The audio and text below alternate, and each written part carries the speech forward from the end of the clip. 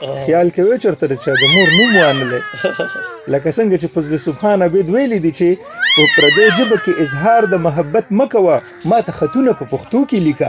صحیح ده. یا د مردان خدای بخلي محمد اقبال وی ډډې په ډډې خو مې واړوله پوی پې نه شم دغه بلنه خو مې راته په پښتو کې لیکه.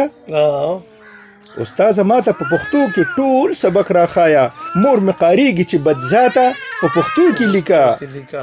د نورو ژبو په ستایلو به د خپل نشمه خیر د کنزل لیکه خو ماته په پښتو کې لیکه. زبردست.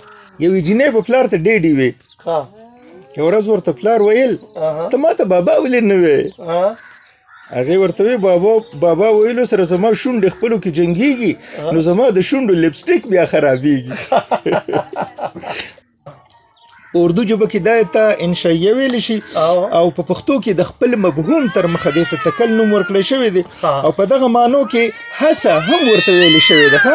هڅه کوشش هم ورته ویلی شوې ده خو به هر حال دا لیک چې په کوم نوم باندې مشهور دی که نه نو هغه د تکل دی. اوس به انشاءالله زه تاسو ته یو تکل وامروم.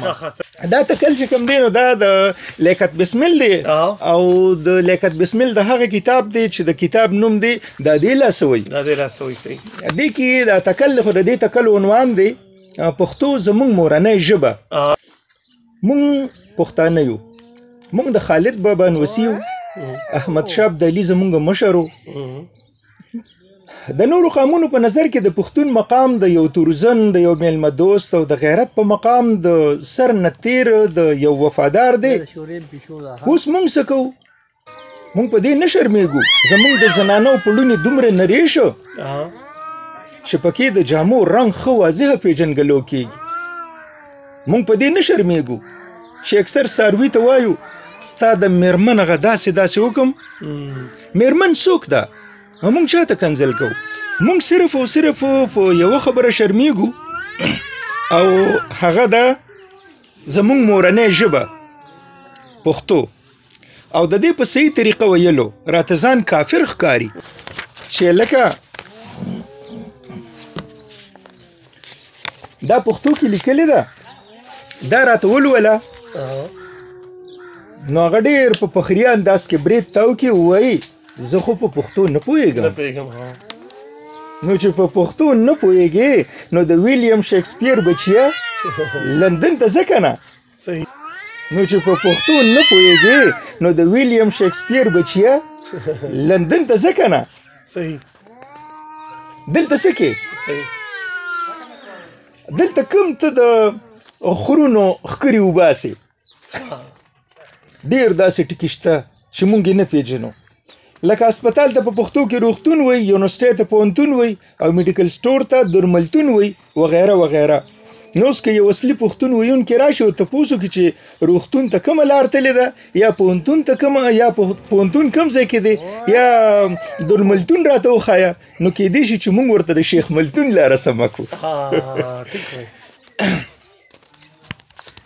هندوان چې اهل کتاب نه دي او نه خدای مني او نه رسول خو خپل هندې سره دومره مینه کوي چې دومره مینه زمون خلک د دویمې ښځې سره هم نه کوي خو خپل هندې سره دومره مینه کوي چې دومره مینه زمون خلک د دویمې ښځې سره هم نه کوي. زمون په کلي کې یو هلک د سرکاري نوکرۍ دپاره درخواست ورکړی نو هغه ادارې ورپسې چټۍ راولېږله چټۍ د ده په لاس کې وه زمونږ یو ساده غوندې تره دی هغه ته تپوس وکړو چې هلکه دا په لاس کې دا کاغذونه د څه دي هغه ورته وی کاکاجي دا ما په NDFC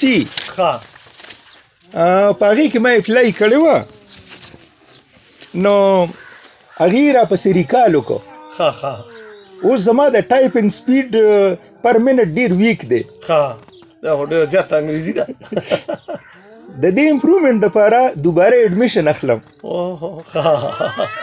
کاکا ورته لکه د بوت نیغ نیغ ګوري بیا یې ورته وی اوراره خدای دې د خیر او د رحمت باران وکړي فصلونه ډېر تږي دي لکه هغې په معنا پوه نه شو یوې جینۍ په پلار ته ډېډې وې یو ورځ ورته پلار ویل ته ما ته بابا ولې نه وې هغې ورته وی بابا ویلو سره زما شونډې خپلو کې جنګېږي نو زما د شونډو لپسټیک بیا خرابېږي.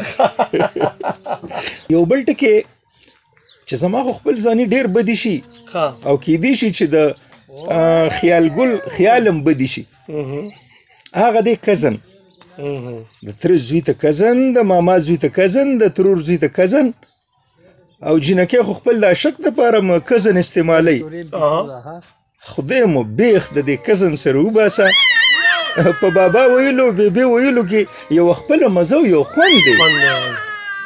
اوس چې هلک یا جینۍ کور ته راننوځي نو مومي ډیډي او اکثر خوله وازه کي او وایي موم. زما زړه خو وایي چې دغه وخت کې ما سره ښه سادیني ډیمان وي او کوترپاڼ په دې لاره دې مخکې وي او زه ورپسې وي او په ډیمانو مې ویشتې او نیغ مې د څوکۍ په پول خلیروهان نه پورې کړی وي چې تا ته زه موم وښیم. مېلمه ته چې ست کوو نو دا ورته نه وایو چې ډوډۍ ما سره وخوره بلکې روټۍ ورته وایو. اوس اردو روټي ده نو موږ روټۍ کړه خو بیا هم خپلې پښتو سره پښتو کوو او ډوډۍ نه وایو. پخوا به انګولي یا پخ کړی و، اوس سالن او ترکاري وایې. اګۍ او ها نه وایو، انډې وایو، طبیب نه وایو، ډاکټر وایو. زما یو مېلمه راغلی ما وله چایو سره بسکټ راوړه، هغه چې د چایو پیالې راواخیسته نو ما ورته وی دا ککوړي ورسره خوره. هغه بیا زما یو بل ملګري ته زه یادولمه نو وی دا لیاقت بسمیل خو ډېر ساده سړی دی، بسکټو ته ککوړي وایي. نو چې بسکټو ته ککوړي نه وایې نو شلتالان به ورته وایې. د پښتو ژبه کې دغه نوم دی که نه. شاعرانو او ادیبانو لم پکار دي چې صرف دا نه لیکي چې ته لال پری جینیو ته لال پری یا پتا مین یم ګلبانو. خیال کوي چېرته د چا د مور نوم وانلی لکه څنګه چې فضل سبحان عبید ویلی دي چې په پردۍ ژبه کې اظهار د محبت مه کوه، ما ته خطونه په پښتو کې لیکه. صحیح ده. یا د مردان خدای بخلي محمد اقبال وایي ډډې په ډډې خو مې واړوله پوی پې نه شوم، دغه بلنه خو مې راته په پښتو کې لیکه. استاذه ما ته په پښتو کې ټول سبق راښایه، مور مې قاریږي چې بدذاته په پښتو کې لیکه. د نورو ژبو په ستایلو به دې خپل نه شمه، خیر دې کنزل لیکه خو ماته په پښتو کې لیکه. زبردست. یا رحمت شاه سهیل صاحب لیکي چې زما په دواړو اوږو ناستو پرښتو ولیکئ، زما په سر چې څه لیکئ نو په پښتو ولیکئ. نو داسې شاعري پکار ده. صحیح. یو هلک کراچۍ ته تللی و، یو اب تپس راغی نو مور ته وی پاڼې راوړه. مور غریبې لاړه توت لاندې ولې یو دوه درې پاڼې راوړې.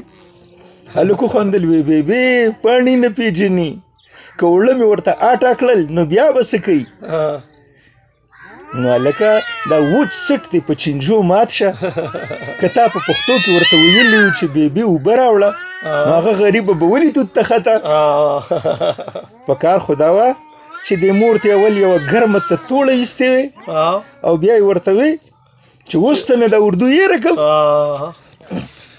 د خفګان د سوچ د تشویش او د فکر خبره ده چې د پښتو ډېر لفظونه زموږ د نوي کول نه هیر شول. هغې غریبانان دونګاچه نه پیژني، ګړونج نه پیژني، منګي، کنډول، خوم ورورو په ختمېدو دي. اول چې به یوې جینۍ ټپه کوله نو وی به ګودر ته ځم راپسې راشه، ما په منګي کې پراټې راوړي دي نه. او اوس وایي ټیوبویل ته ځم راپسې راشه، ما په کولر کې چیپ برګر راوړي دي نه. د پښتو ژبې نه موږ خلکو د ملنګ کن جوړ کړی دی. د هرې ژبې نه ټوټه ټوټه راوړو او په پښتو کې ګنډو. صحیح. او زما په خیال دومره بې پښتو کار به چا هم خپلې ژبې سره نه وي کړي. قیصه به ختمېدو ته نږدې کو ځکه چې خبره ډېره مخکې تللې ده. اوس که اصلي پښتو شروع کو نو کیدی شي چې څوک راباندې منټل کیس جوړ کړي، خو ناممکنه یو کار هم نه دی. پښتون چې غیرت وکړي نو نسوار هم پرېښودی شي، او چې په دې پښتو کې دا نور ټکي استعمال شي نور خوند نه کوي. یوه ټپه ده دا نه د خوند شته او نه د رنګ شته، دا نه د خوند شته نه د رنګ شته د شرمنګې لاونه سله د ګوټمه نه د خوند شته نه د رنګ شته د شرمنګې لاونه سله د ګوټمه نو دا د تکل د مثال په توګه یو تکلو